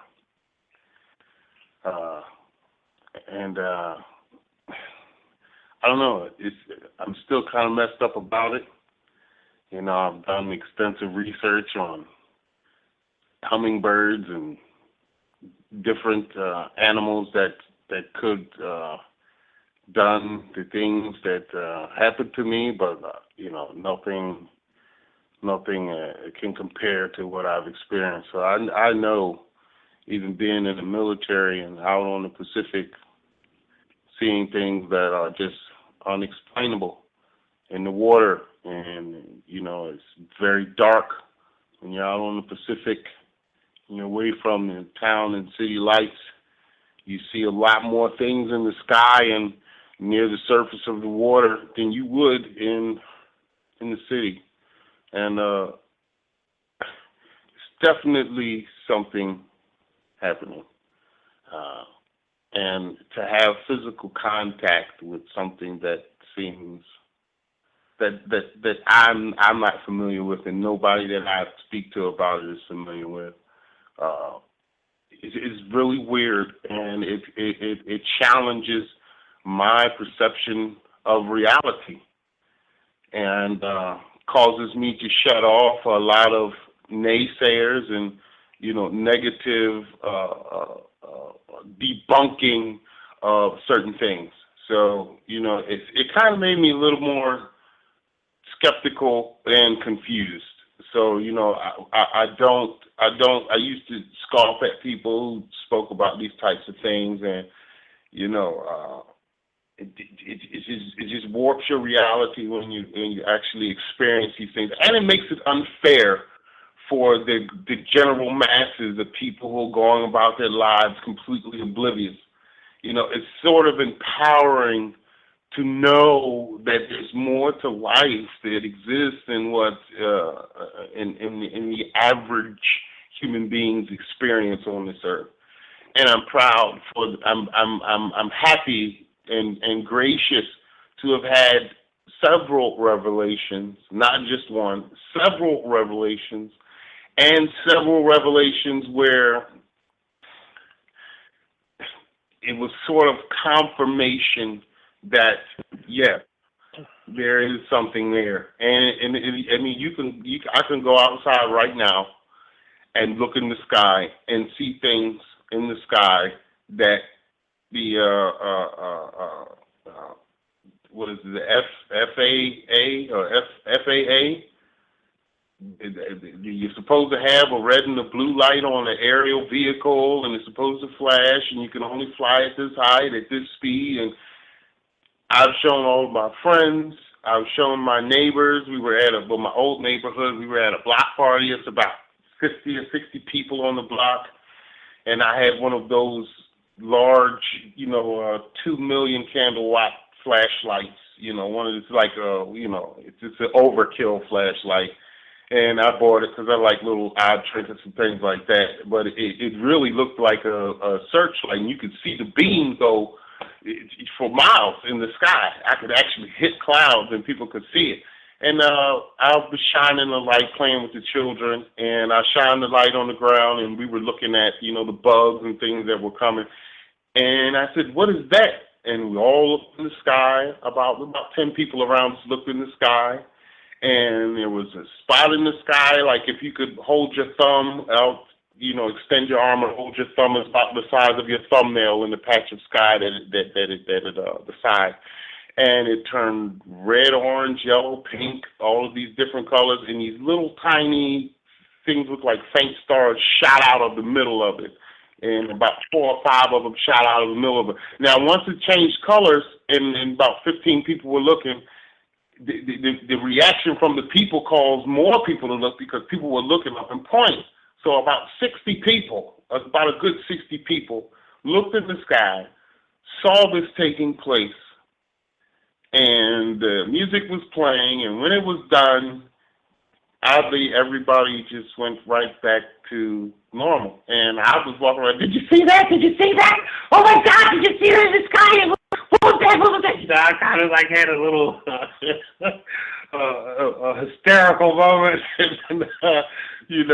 Sorry, women, for the reason of using the word hysterics, but it kind of, jarred me a little bit, and it's just some of the things that people don't want to see, they don't want to accept, they can't explain, rather than question it and research, and they bury it and they don't, So I think that's a talent that I don't want. And I think there's just a lot more going on than what the masses are aware of. And there are a few of us, whether it's by chance, coincidence, we've been exposed to a lot of supernatural things now. It's because there's some specific purpose for us, or that we have some ability to see things, or we're just in the right place at the right time. And I guess if you do the odds of a certain demographic of people, there would be a certain, number of people rationally that could claim or have supernatural events happen to them. And I guess I'm one of those people. And it's just really unfair for people when you've been exposed to things like that, because you know that they're being lied to about things, and it just jars your whole paradigm of reality. And I pay attention to crop circles. I look at a lot of UFOs because I've seen a lot of different things. Smoke rings, but these are not like smoke rings. These are like white smoke. They're vertical. They're not like flat. They're vertical, and they travel at least 400, 300 miles an hour. And I saw this on the jet, and I, pointed it out to a few passengers next to me, and they saw it. And it's just weird how people see things and they just piss it off. It's just, it's not an issue to them. And, I saw that, and it just blew my mind. I'm like, well, what is that? Is the jet engine making some type of vortex that's moving on the side of the plane and matching the speed, and then it went off? And it went out. It didn't go off in a linear fashion, opposite or the way we were traveling. It went off starboard. So this is just a lot of things that are real. But I must say this: being exposed to these things, and a lot of people who aren't exposed to these things, I tell you this: when you are exposed, it tends to generate an unbelievable amount of fear of the unknown. And the only way that I've dealt with it is, one, I'm a scientist. I like to enjoy, I like to read, I like to fill myself with information and apply wisdom to it. And in order to overcome that fear of experiencing and seeing things that are supernatural, is to just accept it. Because it's going to happen. And it was going to happen. And it happened, and you experienced it. So it was nothing to be afraid of. It's just something for you to have and understand. We may not know how plant cells work completely, cell walls and membranes and all these things, but we know that the fruit that it gives is very good. So to get upset and fearful of not knowing exactly how a tree works and being a botanist, you have to let it go and just enjoy the fruit that the tree offers. And I'll just close with that, man. Because I'll think of the whole 30 minutes. Well, that was very, very deep and enlightening, I must say. Dr. Drew, you wanted to say something? You might want to follow up with Andrew if there's anything specific you want to tell him. I just wanted to confirm that you're not crazy. I don't know if you get WikiLeaks from the USA, they're telling you not to read it or something. It's illegal. But the John Podesta, who's Hillary's assistant, he's getting emails from Edgar Mitchell, the astronaut, from Tom DeLange, the Blink 182 singer, and they're all saying, when are you going to debunk when Podesta, who's the Hillary's assistant, participated in a documentary for UFOs? So they all know, Hillary, Podesta, they all know about the UFOs, and they're lying to you. It's so much obvious. So the WikiLeaks is a bit embarrassing, but they're all just lying to you, making this poor man feel crazy. And meanwhile, they know they're sitting there in their big offices there in Washington and saying, how can we lie to the American people? And I guess they're afraid of the political fallout. But if you go see WikiLeaks UFO, Edgar Mitchell was out that, he was a friend of my friend Roger Lear, and so the moon astronaut knows. So it's really frustrating to me, and I just can't do anything. I can talk to people like Andrew on the show, but I can't reach the people because they believe in their government. They can't think the government's not lying to them. But anyway, the WikiLeaks UFO Podesta will show that it's just lying completely. So if you look at that, you'll have to be afraid. Okay, thank you. Thank you very much for calling in. Take care. Thank you. Calling in time. Later. Okay, Dr. Drew, just so you know, we have just over 16 minutes left on the live feed. I'm glad to see your calling card is still working, but you did mention in that presentation I watched yesterday a lot about how there's the cognitive dissonance factor, talking about how people will act like ostriches with their heads in the sand for whatever the reason may be, either because they're too paradigmatic, too fearful, or too flat out stupid, whatever it may be. But you did stress that people have got to wake up because there's going to be issues and potential problems if people don't wake up. Now, I can't agree with you more. So, as someone who holds tight to that belief, what do you think the problems humanity would face, assuming people did not choose to wake up to the kind of stuff that we are talking about on this show? Well, apparently, I'm not giving my own opinion, but apparently there's some really big crisis in our near future, like 5 years, 10 years. And the code Linda Howe had me translate, have you seen this one? There's something called multiplex binary code CJ. If you Google that, multiplex binary code CJ, that's the name of the guy. He's a pseudonym. He's active military. And Linda Howe sent me a message last winter. It says, can you translate this? This active military man, big UFO sighting, he got a message. Can you translate this for me? So part of it I did right away, and I looked at it. It says, I spent about an hour, and it says, imminent threat to Earth's leaders and civilizations. And I quickly emailed back to Linda and said, Linda, we have a problem. So we definitely have an imminent threat from the gray aliens, the Zeta Reticuli, the Orion aliens. That's what it's talking about. There's no doubt, if it says imminent threat, we have an imminent threat. Imminent means not long. It doesn't mean like waiting. It means like no more than 10 years. So apparently there's some political, although you won't be able to believe it. If you're afraid now, there's some political takeover threat from the Zetas and the Orion Grays. And it may be covert, and I'm afraid that you don't want to like this, but I'm sorry. So what they've said is, the purpose of the message, they're friends of us. They said, what we have to do is, they said, we've been dealing with you for 50 years in secret with Eisenhower. They mentioned Eisenhower's name. We've been giving you technology at Area 51, places like that. You have to expose all of that information to the academics, to the companies, to the general public. Get all that tech out, because Earth needs a technological upgrade so you can defend yourselves. And this is the message. So if you want a quick little, it says disclose, evolve. Disclose, evolve. And you can spread that everywhere. Disclose, evolve. They told me, I didn't make that up. That's part of the message. So it's very, very, so there's no doubt that's the threat. I'm not making it up. I'm just reporting. I'm the intermediary between these aliens and the, if an earther came here and sat in the next room to me, I'd be shocked a bit, but after a couple of minutes, I'd just start talking to him. I wouldn't be afraid like that man, because I know where he's coming from. You meet Chinese people, you're not afraid of them. So I'm not really afraid of aliens in general, like these people, because some of them are your friends, you know? You're friends with dogs, cats. So that's my view anyway. Thank you.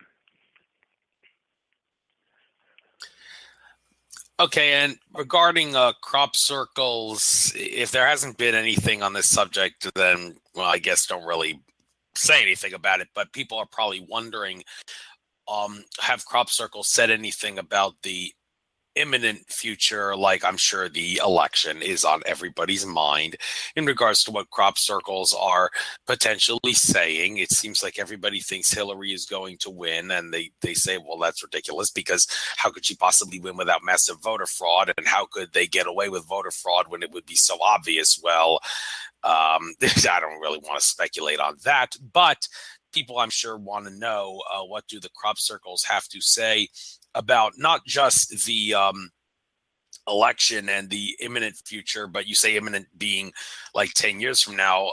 Astrologically speaking, we are in a Pluto in Capricorn stage right now, and anybody who knows their astrology would say that that means that up until late 2023, early 2024, everything that does not that's in the way of humanity advancing, everything that's being a hindrance to humanity's positive evolving, will eventually be destroyed. Pluto symbolizes destruction, in this case, the destruction of everything that stands in the way of good service to others, behavior for humanity. So people would naturally want to know, do the crop circles have anything to say about that specifically? Well, there are very, very serious warnings for Celtic Europe, for the future of Celtic Europe. The first one was, as you might expect from all the immigrants coming in, and not just the immigrants, that'd be a factor. So when the crop circle guy makes an image, he's not doing it maybe with the election tomorrow. He's thinking about the 5 or 10 years, the times he's been there, he sees shit happening bad things happening in the future. Then he says, I'm going to go back in time and try to give a message and change it so that something happens differently. So if he wants to fiddle with Hillary or Trump or Stein, the election, that will be a prelude by changing the president to changing the future event. He won't just be worried about, he won't be caring whether Hillary's corrupt, not corrupt. I mean, that's not going to be that's a micro, what do you call it, a micro influence? He'll be worrying about the long term. If she becomes president, what happens in 3 years? You know, or suppose Europe gets invaded by Russia. Will there be nuclear war? So they're looking at the long-term scope of things. They're not actually worrying about, if they want to fiddle with the election, it will be like a way of flipping a switch to change 5 or 10 years down the road. So they have a different perspective than we do. Is that okay? Yeah, fair enough. And we got just under 10 minutes left on the live feed. So I want to talk about what happens when people step inside crop circles. People have tried meditating in crop circles. I think there's been stories about compasses and electronic devices going haywire inside crop circles. And that also raises the question of, okay, are a lot of crop circles formed either on ley lines or near ley lines? And how do those ley lines factor into the devices going haywire, and also how do they factor into the metaphysical behaviors of meditators and people that try to do spiritual things within crop circles? So can you give a general overview on what people feel like when they're in a crop circle relative to not being in a crop circle, and also the science behind if devices go haywire? What do you think is causing those devices to go haywire? Well, this is very subjective. I think it depends on the person. For example, I was in one, Sean Randall is a nice lady from LA, a researcher. She came in the same time, and She's sitting right in the middle. Well, I'm trying to take a photo, meditating right in the middle of the one I saw last year, because she figures if she meditates, she'll get a message from the people making it and get communication with them. And that's cool. You know, if you want to do that, that's for her. That's what she does. And however, I can't do that. Okay, so that's her approach to it. She'll go there and meditate and try to communicate with the people by meditation or telepathy. But personally, and I've only had devices fail once. The batteries go. What I do is if I go to a crop picture, I'll take along 2 cameras. I have a spare set of batteries. I keep another battery-operated camera, and I keep a spare set of batteries. So I have 3 backups. Because sometimes you go in there and the batteries in your camera fail. I've had it happen a couple of times, and you just grab some more batteries out of your pocket and put it in. Usually that does it. But for me, when I go in to see one for the first time, especially if no one's been there, there's a feeling of tremendous excitement. Because you're going in, you're seeing this thing no one's seen before. It's 50 times a year you've got something alien or non-human made. It's just very, very exciting to walk in and see it for the first time. You know, you're looking around, looking at all the details, maybe a few people there. And it's like a shipwreck, exploring a shipwreck. So the feeling of excitement is just overwhelming. And immediately you don't know what it means. You're just sitting there and you think, oh, I'll have to go figure it out later, take some notes, taking photographs. So I'll go in and shoot about 100 photos and just take photos of everything you can see, and then go try to sort it out later. Go back and we just talk to other people and study it. So major for me, it's just a feeling of tremendous excitement. If you go to one, the excitement is much more than seeing a movie or anything like that, you know. So because you're right in the middle of an ET event, you're on the ground, ET's probably watching you, and that's my feeling exactly. Thank you. Thank you. And regarding the technology that ETs or entities, whatever word you want to use, are making the crop circles with, there is one video that a lot of people are both skeptical and optimistic about. Video seems to show like orb-like, Foo Fighter-like objects hovering over a field and creating a crop circle below them. And a lot of people, I think, got skeptical of this because, as I remember correctly, the guy who shot the video of that was actually some guy who had a job in photography and also changing and manipulating photographs. And people would say, well, unless this is the most craziest coincidence ever, then we have every reason to suspect that this guy just fudged and faked a video of orb-like objects creating the crop circle. And I'm guessing you're familiar with the video I'm talking about. What do you have to say? Is there what's the deal with that video? 1996. Mm-hmm. Well, it's easy to find the spot. It's right near where he took the photo. John Schwabi or somebody, it was some years ago. He took the photo, and the reason it's suspicious was if he had gone straight, John Schwabi, Oliver's Castle, authentic-looking crop picture, if he had gone straight to the pub at 11 a.m. and shown everybody, there'd been no suspicion. But he comes back later about 9 o'clock at night saying, hey, look at this. So you have to wonder, he had plenty of time to go to Bristol and back and fiddle with it. That's the suspicion. You know, why didn't he quickly go in the pub? If you photograph a crop picture at daylight and you get this from your film, wouldn't you go to the pub and, like, immediately, wouldn't show people? That's a good point. So okay, well, so that was the all major right, reason for suspicion. Okay, and well, that being said, I think we have time for maybe one more question. A lot of people, when it's crop circles, UFOs, ETs, whatever you want to talk about, or in this case, don't want to talk about, a lot of people don't want to talk about this stuff and their experiences because they fear for their reputation. They think they got too much to lose. I'll lose my job, lose my career. Everything's going to be tarnished. My life's going to fall apart. So for all those people out there that witness UFOs, ETs, and crop circles, I think it's fair that I ask you this because you in your presentation did stress the whole issue of people being cognitively dissonant and either not wanting to hear the truth or have paradigms that don't resonate with the truth. Do you have any advice, for lack of a better word, for all those people out there that want to come forward but don't got the guts and the cojones to come forward? And if they do come forward, do you have any advice for how they should best go about it? Just, there's 3 minutes and 40 seconds on the live feed. Well, I stayed very quiet while I was working in professional laboratories for 23 years for that very reason.